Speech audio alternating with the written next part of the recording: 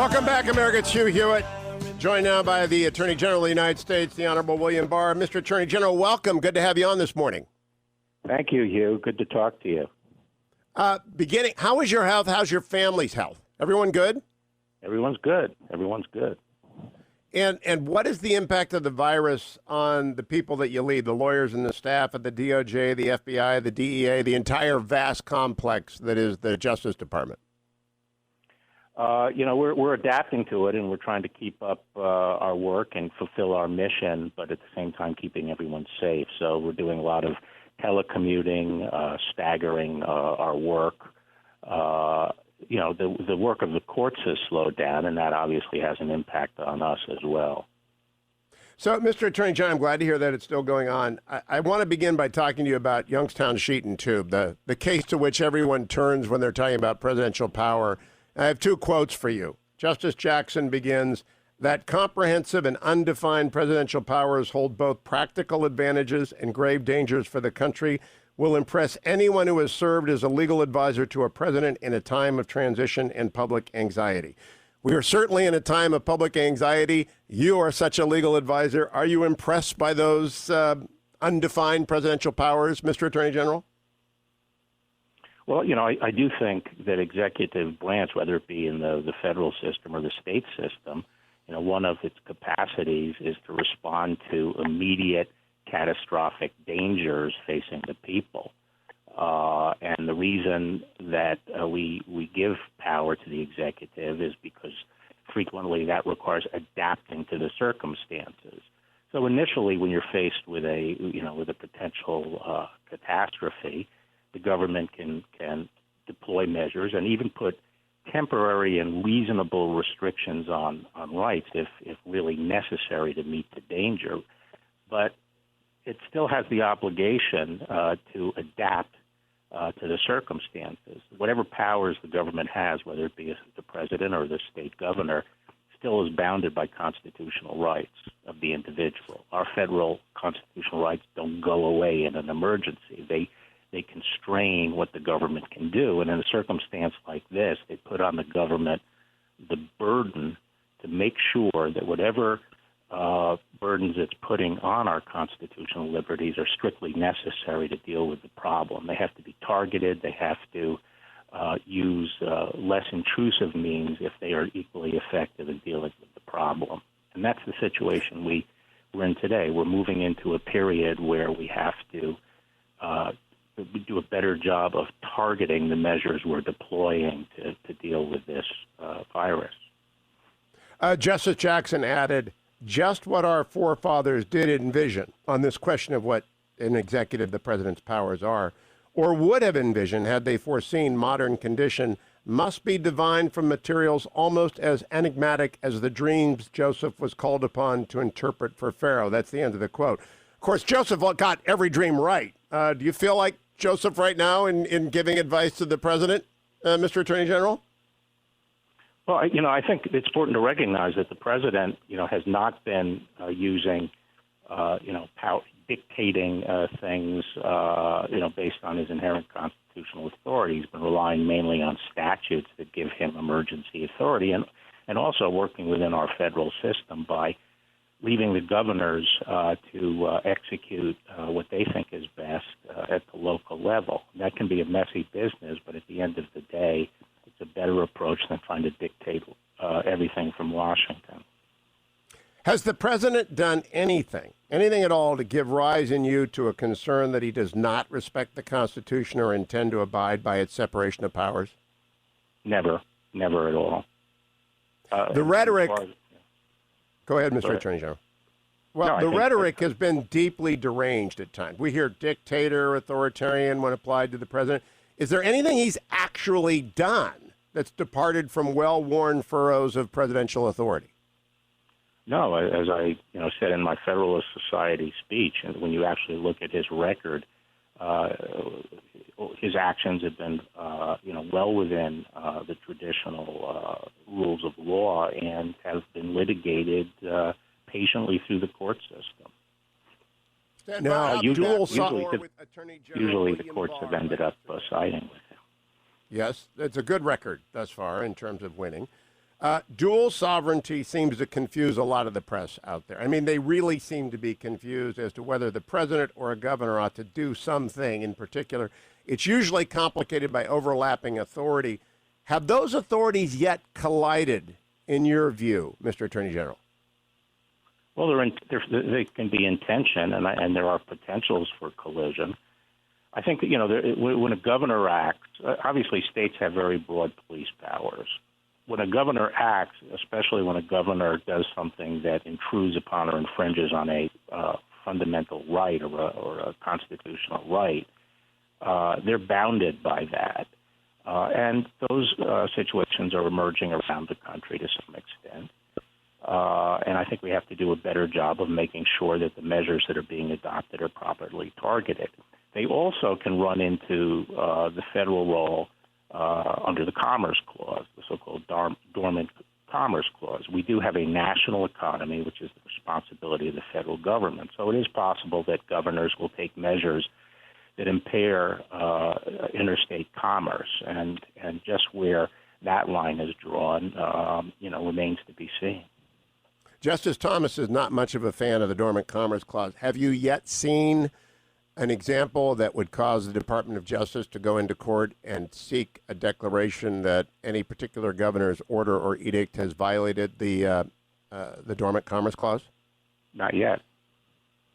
Now, the usefulness of originalism in a period like this is up for grabs. In September of 2011, I had Justice Breyer on for a long interview, and he cautioned me, this is pretty much a direct quote, that it was limited because George Washington didn't know about the internet.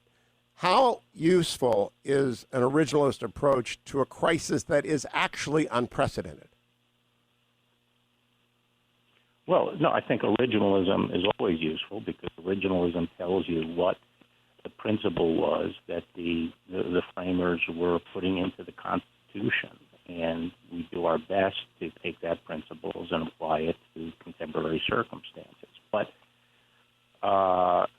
this is unprecedented in some ways, but, it is similar to other crises that the country has faced in that it calls forth, action that can sometimes require some limitations on rights. But I think the real question today is, when a crisis hits, I think the government needs a little bit of latitude to adopt, the means to deal with it. But those can frequently be blunt instruments, and over time, I think the government has the burden of tailoring its measures to make sure they are not unduly intruding on civil liberties. And that's the question that's being presented today in our country, which is the extent to which the government has to tailor its approach more to the circumstances on the ground and not do undue damage or broad deprivations of civil liberties. And I think the president's plan for getting the country back to work is really a very commonsensical approach that is based on really assessing the status of the virus in each state and each locality, and then gradually pulling back on restrictions. Now, Mr. Attorney General, I have noticed that some local officials have been very quick to use their authority to target specifically communities of faith in a way that distinguishes the rule set for them as opposed to other organizations. And I think that's one of those blunt instruments. Have you noticed that yourself? Should they be on notice that, and well, in my view, I don't know what your view is, that violates the free exercise clause?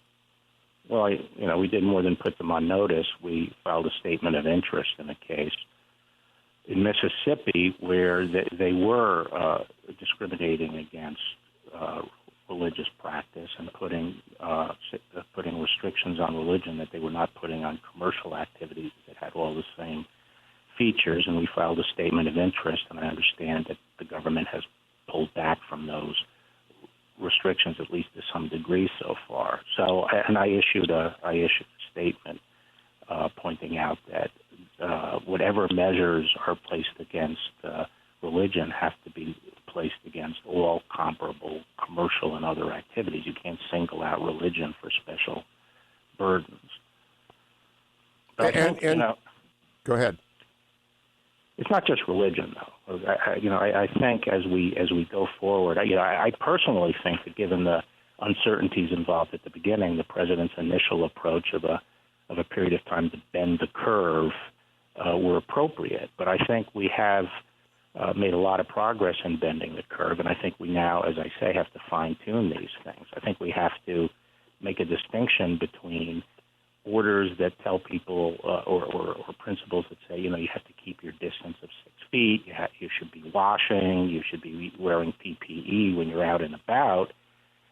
Those are fine because I think those, arrest the transmission from person to person. But blunter instruments that say that everyone has to shelter in place and stay at home, regardless of the situation on the ground, or you shut down a business, regardless of the capacity of a business to operate safely for its customers and its employees.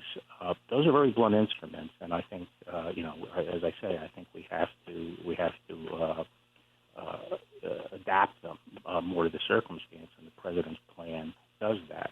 I also think that we have to give businesses more freedom to operate in a way that's reasonably safe. They know their business. They have the capacity to figure out, to, as the Marines say, improvise, adapt, and overcome, to how to conduct their business in a way that's safe. And I think we have to give businesses that opportunity. The question really shouldn't be, some government saying, well, is this essential or not essential? The question is, can this business be operated safely?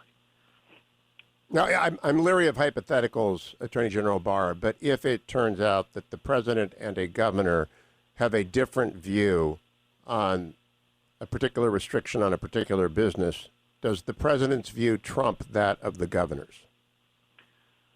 It depends on all the specifics, so I'm not going to answer a general hypothetical like that. It depends on all the specifics. All right, let me turn to a couple of specific questions about the current crisis. We see a lot of companies cooperating. Apple and Google are definitely cooperating, for example, and Facebook may be involved. And some of them are cooperating to jointly present the hardships their industries are presented with. Are there antitrust issues raised here that should be explicitly set aside by the department for the time being so that companies can coordinate without fear of the antitrust laws? Well, we have been doing that and issuing rulings that permit some cooperation and coordination among companies that help us, meet this crisis. So the department has that power, and we're exercising it. If a industry or a group of companies have not yet heard from the department about the exercise of that power, ought they to seek it, or should they consider it sort of a general period of amnesty for such cooperative efforts? Well, it all depends on what the cooperation entails. Like price fixing would obviously present some problems, but we have already made it very public that we are open to giving advice on this, and most businesses know how to communicate with us and get their guidance. There is no general period of amnesty, though. No, okay. The Deputy Attorney General Rosen in November at the ABA seemed to take the lead on antitrust issues. Is he as in control of just the big tech antitrust issues or all of them? Well, ultimately, both the Attorney General and the Deputy Attorney General have responsibility for the department and what goes on in the department. So we supervise the antitrust division. In terms of a much more direct and active role, obviously, both he and I are more directly engaged than we normally might be in the tech review. I am hoping that there is no pause for the cartels, for espionage.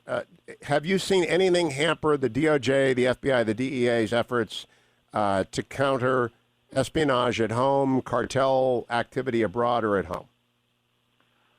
Not so far. I mean, I think we're very engaged in trying to counteract the activities of foreign governments, particularly the Chinese, during this period, who have stepped up their activities against, and their influence activities against the United States. And as you know, in terms of the cartel, the president just took, very important action, deploying the military down, the Navy down to increase our interdiction efforts, and we're still working closely with Mexico to go after the cartel. So I haven't seen anything so far that has hurt our efforts. How have you seen the influence activities of the PRC-CCP increase, Mr. Attorney General? That's a very serious issue. It is a serious issue, but I really can't get into, what exactly we're seeing. I'm just saying that, they have increased, and, we, as a consequence, have to increase our defense against it. Senator Cotton just told me that he hopes that the WHO and organizations involved in this catastrophe are liable to United States citizens in court. Do you believe that they are? I haven't looked at that. I haven't looked at that issue. I think there are efforts afoot on Capitol Hill to make it easier for people to sue. The Department of Justice prosecuted FIFA back in 2015. That's an international organization, not one like the WHO. It's obviously for profit, not for the alleged public interest. If we found corruption in the WHO, would the DOJ pursue it in criminal courts? I'm not going to, speculate about what we might, what international organizations we might pursue through the criminal process. Then let me ask you whether or not at least investigations of these organizations are underway. No, we generally don't comment on what investigations we have underway or we don't have underway. All right, Mr. Attorney General, are waivers going to be useful to businesses generally and to their customers? When customers enter a premise, if they sign a waiver, is that going to protect the business in any way against subsequent allegations of liability for people who come down with the virus? Well, that probably depends more on state law than federal law. And, I'm sure as people are looking right now into how to get people back to work and encourage people back to work and encourage businesses to open, we're going to have to address the liability issues as a society. Part of that may involve some federal law. Deregulation. Dr. Birx and Dr. Fauci have both intimated that the superb scientists at CDC and the FDA were originally hampered by rules put in place for circumstances completely unrelated to those we face today. Do you think both those agencies have adapted now, have the necessary deregulatory steps towards new therapies, new interventions, new vaccines been taken in your view? I don't know enough about the CDC and what's going on there to make that judgment. I think the new head of the FDA I have a lot of respect for, and from what I can tell, it's a very reasonable guy that's trying to adapt to the circumstances. So in light of that, is the federalism aspect of our system, the fact that we've got this dual sovereignty, is it working? Because you've got the CDC and the FDA over here as the national authorities with complete authority over drugs and technology and medical devices, and you've got 50 states and 50 public health systems. Are they meshing? Well, it's working. Because what's the alternative? Is the alternative to have one decision made by one person in Washington for the whole nation? That is a very high stakes way to proceed because more frequently than not, governments get things wrong. I think it's better. It may be a little bit messier, but it's better to allow our federal system to operate. But again, I think when states are operating in this environment, they have to be respectful of federal constitutional rights.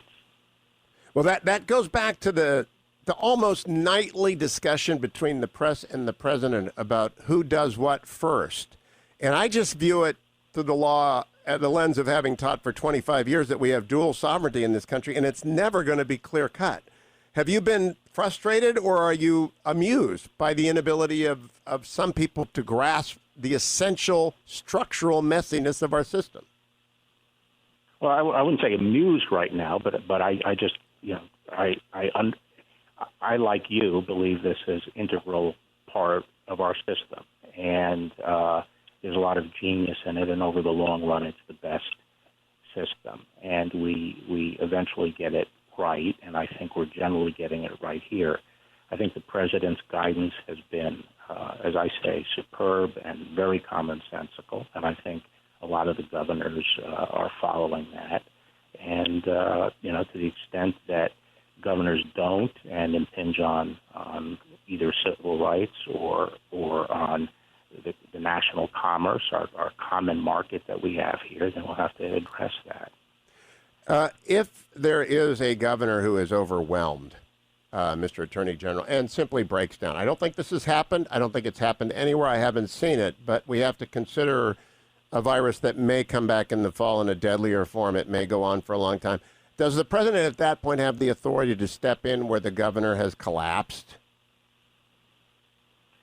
Well, I think it depends on what the consequences are for the collapse. I mean, I'm hesitant to answer these sort of general hypotheticals. The president, has executive power, which part of that is the ability to head off disastrous situations that can't otherwise be dealt with.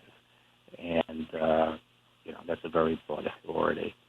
But I think, one of the key things that I think is being missed in this whole debate that's going on now is that we adopted these very strong measures. These are unprecedented burdens on civil liberties right now. The idea that you have to stay in your house is disturbingly close to house arrest. I'm not saying it wasn't justified. I'm not saying in some places it might be still justified. But it's very onerous, as is shutting down your livelihood. So these are very, very burdensome impingements on liberties. And we adopted them, we have to remember, for the limited purpose of slowing down the spread, that is, bending the curve. We didn't adopt them as the comprehensive way of dealing with this disease.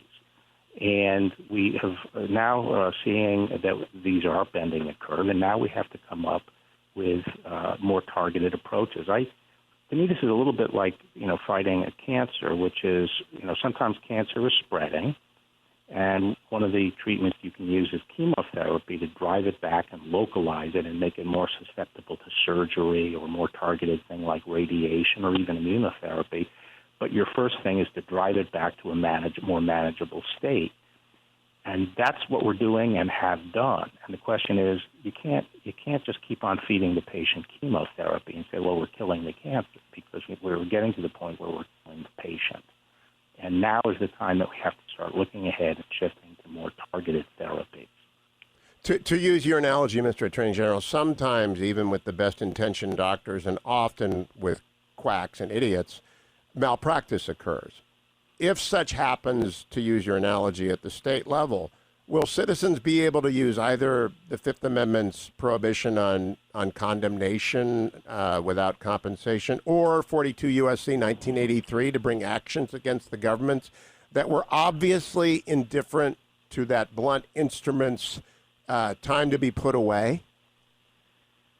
Again, that's such a general hypothetical, bereft of any facts or, what exactly the consequences and the actions of the government are. I really can't answer that. But, one of the reasons we have federalism is because the people provide a much greater check over their governors and the state officials than they do over a more remote federal government. And the first line of defense for people is the political process in their states. But theoretically, we also have 42 U.S.C. 1983, and it has occurred to me that if someone gets out of control, the best answer is not screaming at your television. It may be to litigate against individuals who are abusing your rights, and that is a long-standing tradition in the United States. It happens. Well, if people bring those lawsuits, we'll take a look at it at that time, and if we think it's justified, we would take a position. That's what we're doing now. We're looking carefully at a number of these rules that are being put into place, and if we think one goes too far, we initially try to jawbone the governors into rolling them back or adjusting them, and if they're not, and people bring lawsuits, we file statement of interest and side with the plaintiffs. And at this stage, and we're at a sort of a sensitive stage where we're really transitioning to starting a process of trying to get the nation back up and running, I think that's the best approach. As lawsuits develop, as specific cases emerge in the states, we'll take a look at them. Now, Mr. Chinjan, I want to close with a couple of specific issues. The investigation of U.S. Attorney John Durham into the circumstances surrounding the surveillance of President Trump's campaign, transition, and early administration, does that investigation remain on track, undisturbed by the virus? Yes.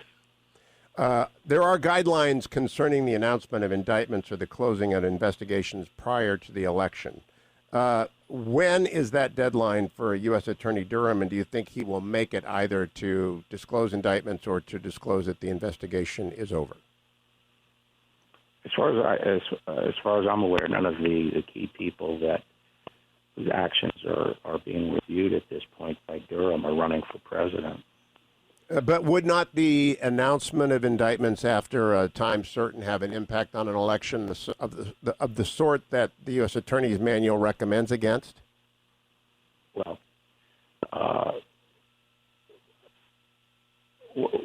what is the sort that the manual recommends against? As I recall, this came up with Director Comey making his announcement and the concerns in 2016 that he had acted improvidently during the run-up to the election. I don't recall what the exact timing is. Yeah, well, that was directly as to a candidate. Oh, so it would not matter in your view if there's an investigation and the day before the election someone is indicted? Well, I think, in its core, the idea is you don't go after candidates. You don't indict candidates or perhaps someone that's sufficiently close to a candidate that it's essentially the same, within a certain number of days before an election. But, as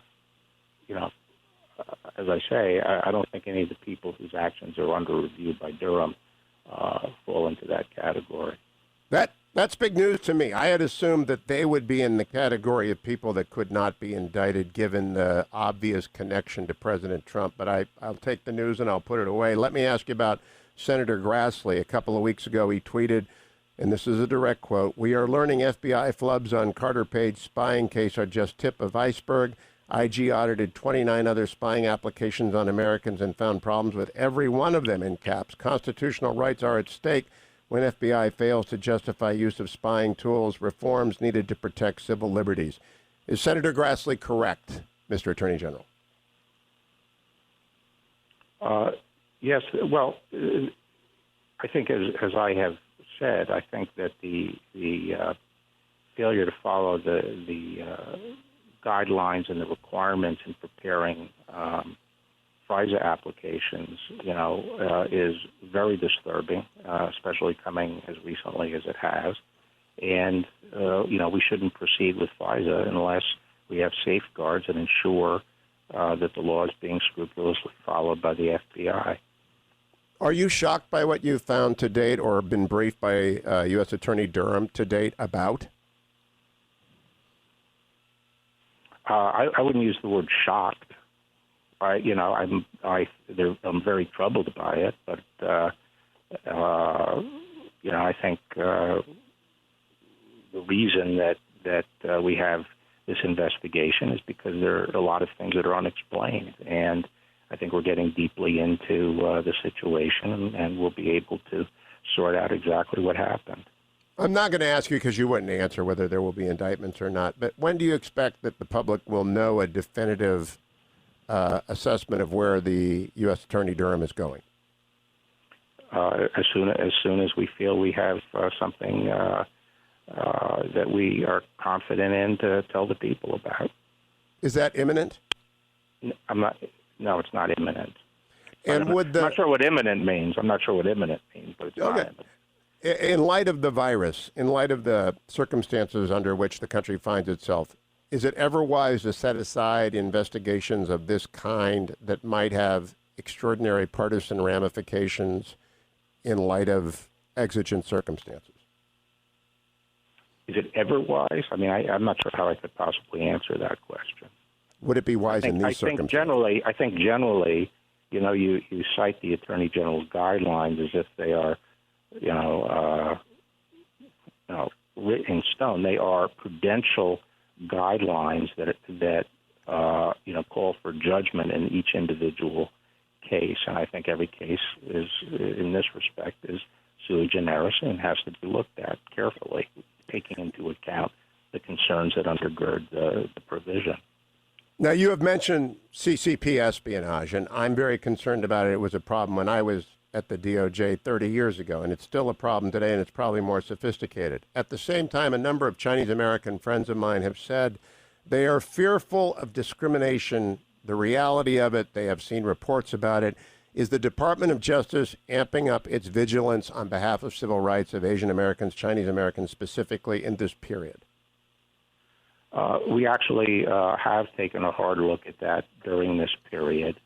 There have been a few episodes of, physical attack, very, very few, but we're vigilant about any potential backlash. And I have two final areas, Mr. Attorney. You've been very generous, and I appreciate it. Election. A lot of the press are asking the president for his opinions on mail-in ballots and all that. This is not his to decide, is it? These are matters for the states to decide and occasionally for the Congress to legislate. But does the president have any authority, or could you make explicit that he doesn't, to in any way change the voting laws of a state? Well, I mean, you're right that the states obviously have the dominant role, and Congress has a role, but the president also has enforcement role through the Department of Justice. So if we see something that either violates the Constitution or existing law, we can obviously respond to that in the department. I am concerned from a policy standpoint that we don't do anything that undercuts the integrity of elections and people's confidence in the integrity of elections by adopting things that are subject to fraud, because I think we're a very divided country, and if people start losing confidence in the outcome of elections, I'm not sure where that takes us, probably to a very dark place. Amen. I wish we would use the Israeli system, but that's for another day. Let me close by talking to you about the Supreme Court. Do you have any indication of any retirements from the court, Mr. Attorney General? No. If one were to occur, would it be your expectation that the president would nominate and the Senate ought to undertake its confirmation process this summer? I'm not going to get into that. All right, a technical legal question then.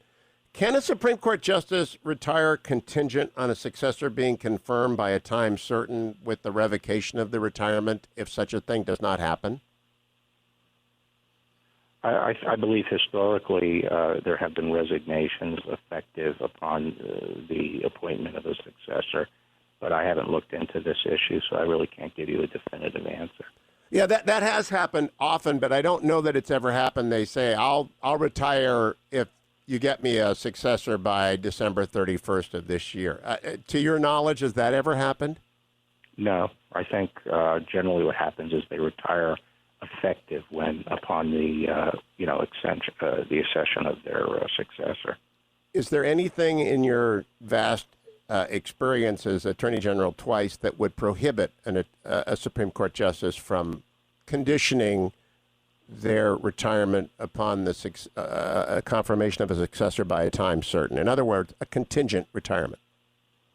Well, I'm not sure why they would do that, since there are other ways of skinning that cat, but I haven't looked at that, so I'm not going to sort of give an off the top of my head opinion on it.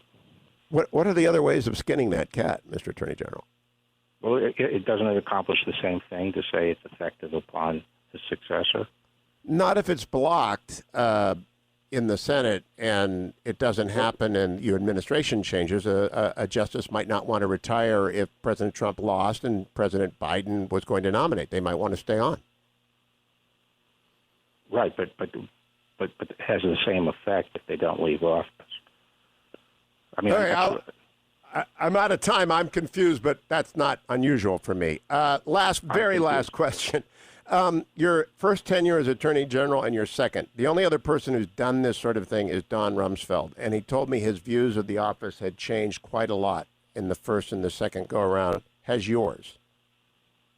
No, not my views of the office. I think things have changed in the country, and the challenges presented to the department are different, but not my view of the office. You've mentioned we're in an era of hyper-partisanship, and we watch every night as the press duels. The president said last night he views it unfortunate that the press feels obliged to be as hostile sometimes as it is. Do you share his apprehension about what is now an inherent hostility between press and president? Absolutely. I think it has, very pernicious impact on the republic to have a media that is so concentrated and monolithic and in its views, and also so, partisan, really. De Tocqueville said that he thought a press would essentially help prevent America from becoming a despotism, but that's only if it remains, a highly diverse set of voices, and if it ever combines into, one viewpoint, then it will actually become counterproductive for the republic. So I'm very disturbed by the monolithic nature of our press. How concentrated is it, and where but on I think, the political? Hugh, I'm afraid I'm running up against some other things. All right. We'll come back to that another time, Mr. Attorney General. Absolutely. Thank you so much. Good to talk to you. Thank you. Bye. Bye-bye.